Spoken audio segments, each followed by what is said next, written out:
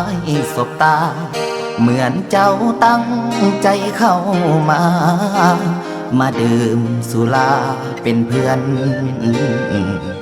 เข้ามาเทคแคร์จนอายฝันถึงดาวเดือนแต่ฝันนั้นมันขาดเคืนแตกต่างจากความเป็นจริงน้องบอกเวลาต้องซื้อด้วยเงินพร้อมกับโต๊ะข้างเขาให้น้องไปนั่งไกลๆนั่ง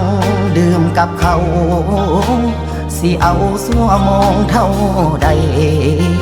อายจนบ่มีเงินใจจำใจต้อ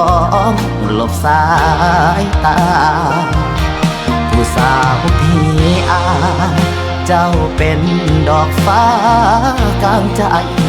เจ้างามเหมือนดวงดอกไม้ไผ่ก็อยากเสยสมแต่วาสนาของอายต้อยต่ำเกินพ้นเงินบ่นาบ่สมหน้ามนต้องยอมจำนนหาความเป็นไปเอิ้นสั่งเซ็กบินบอกกินแล้วนะผิดหวังจากสาวพี่ขอลาแล้วอยู่บ่ได้ขอโทษแก้วตาที่อายมีแต่หัวใจความหักมันกินบ่ได้ผู้ใดดีสิเห็นค่า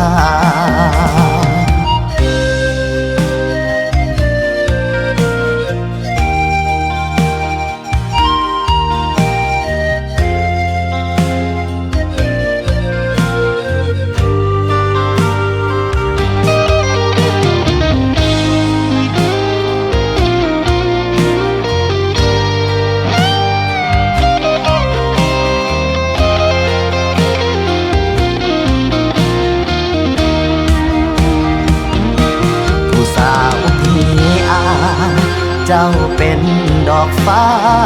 กลางใจเจ้างามเหมือนดวงดอกไม้ไผ่ก็อยากเสยสมแต่วาสนาของอายต้อยต่ำเกินพ้นเงินบ่นาบ่สมหน้ามน